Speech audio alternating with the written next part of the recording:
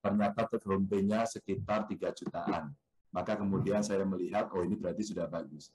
Dan 97 perusahaan masuk ke Jawa Tengah, tersebar di beberapa tempat.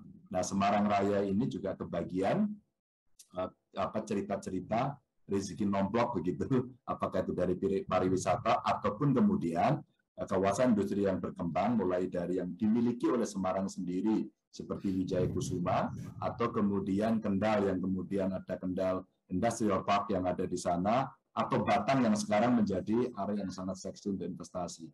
Nah, kemudian kita geser lagi, ada Jogja. Jogja sebagai satu area yang punya kekuatan magnet yang tinggi, orang berdatangan sekolah di sana. Saya sekolah di sana, SMA kuliah di sana, terus kemudian wisatanya luar biasa, tapi sebelumnya kita saksikan kebudayaannya juga berjalan dengan sangat baik. Maka ternyata 3 titik kalau kemudian kita gabungkan, ini akan menjadi kekuatan yang dahsyat. Kalau saya dari Semarang ke Solo, hari ini lewat tol, ngebut yuk gitu, 1 jam bisa. Santai yuk, ya 2 jam itu mampir-mampir. Ya 1,5 jam bisa lebih agak santai, tapi sudah cepat. Targetnya bisa tercapai lah kalau kita lihat waktu. Saya pernah ngebut dengan Forever dari Semarang ke Solo, karena waktu itu Pak Presiden mau mendarat di Solo karena cepat-cepat, dan kita ngejar waktu bisa 44 menit dari pintu tol masuk sampai kemudian ke bandara. 44 menit waktu itu. Jadi sudah terbayang kecepatannya seperti apa. Tapi nggak akan saya ulang karena ngebut banget itu. Terus yang kedua, ketika kemudian kita dari Semarang ke Jogja, ini kita masih punya problem. Problem kita adalah kemacetan-kemacetan yang masih terjadi di beberapa tempat. Umpama kalau kita lewatnya ke Temanggung, terus kemudian ke Magelang, baru Jogja, rasanya memang agak sedikit berputar. Atau kemudian kita dari Solo ke Klaten. Dari Solo ke Jogja lewat Klaten. Kalau kita melihat traffic jam yang ada di situ sekarang sudah ya luar biasa mengerikan maksud saya. Nah, inilah yang kemudian jalan tol yang sekarang sudah jadi untuk Semarang Solo, nanti Bawen Jogja, kemudian Solo Jogja, mudah-mudahan akan segera beres ya. Kalau itu terjadi, saya kira pertumbuhan ekonomi akan betul-betul terasa, dan ini segitiga Joglo Semar ini akan betul-betul akan bisa memimpin ekonomi. Maka moda transportasi atau layanan transportasi yang diberikan umpama dengan moda kereta api ya dari Jogja ke Solo, ternyata ini menjadi alternatif yang sangat bagus dan pasti dijamin lancar dibanding orang pakai mobil.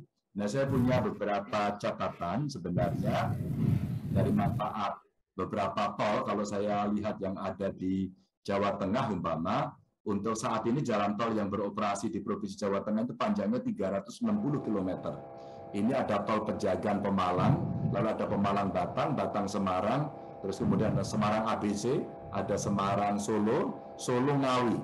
Dan jalan tol ini segera beroperasi, nanti yang Semarang Demak yang seksi 2. Kemarin yang seksi 1 saya coba untuk dibuka, dan Nataru ini sudah kemarin kita uji coba, nanti Nataru dibuka, alhamdulillah sudah bisa membuat lancar. Namun yang saya katakan lancar bisa dipakai masyarakat itu tidak berarti tidak ada problem. Karena kita harus negosiasi dengan masyarakat, harus ngobrol dengan masyarakat. Alhamdulillah ganti untungnya juga relatif berjalan cukup baik. Ini yang sedikit background yang mesti saya ceritakan dari beberapa jalan tol. Lalu pembangunan jalan tol ini kita lanjutkan untuk yang tol Solo ke Jogja, khususnya ke Bandara Jogja yang baru di Kulon Progo, ini kurang lebih 96,57 km, dan tentu tol Jogja Bawen yang saya ceritakan tadi ada 75,82 km.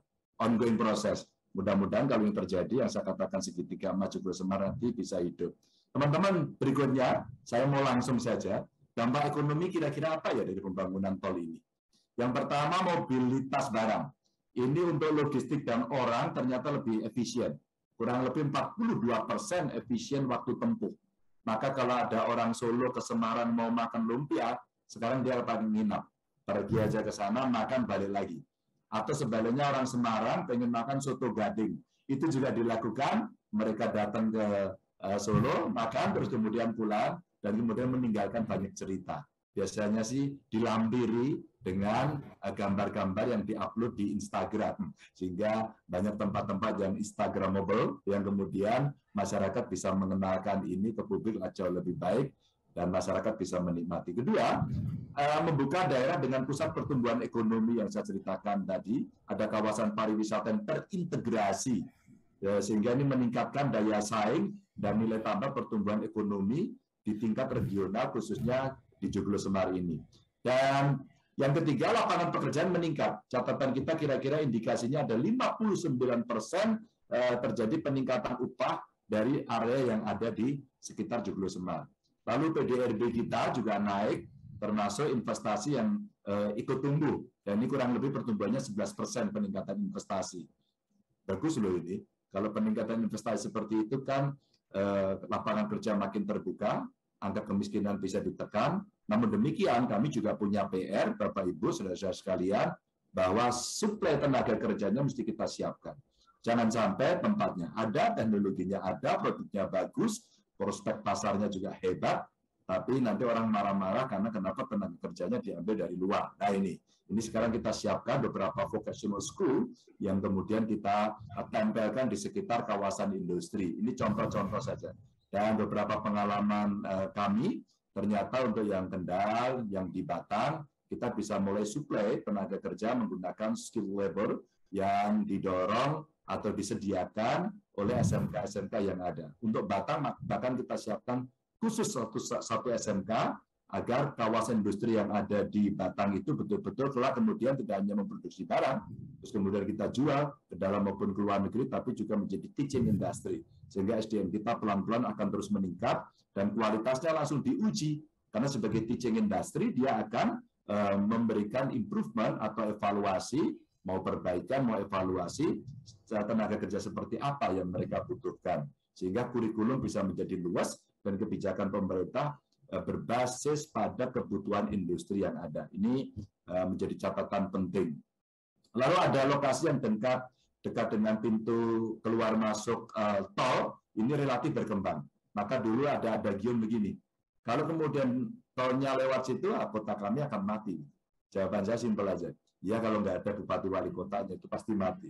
Tapi selagi ada yang ngurus, maka proses kreatif akan berjalan, inovatif akan berjalan, dan komunikasi dan koordinasi akan berjalan. Pasti mereka tidak diam saja. Ini seperti kita menghadapi sebuah proses perubahan yang kita tidak menerima begitu saja, tapi kita juga mesti merespon. Dan tentu Bapak Ibu, UKM menjadi meningkat, rest area menjadi bagus-bagus, dan kata orang yang di wilayah Salatiga itu the best area, the best rest area gitu ya, dan orang seneng gitu untuk bisa datang ke sana. Itu yang menjadi catatan akibat munculnya beberapa jalan tol yang ada di sekitar Jawa Tengah, yang kelak kemudian kalau semua sudah jadi di Joglo Semar. Nah kalau kemudian Tribun nantinya bisa menyiarkan ini, terus kemudian angka-angka yang saya sampaikan juga bisa dibaca oleh masyarakat, mungkin masyarakat juga akan melalui rute-rute itu, terus kemudian mereka akan melihat-lihat dan bagaimana kemudian mereka akan bisa memanfaatkan. Terima kasih sudah nonton, jangan lupa like, subscribe, dan share ya.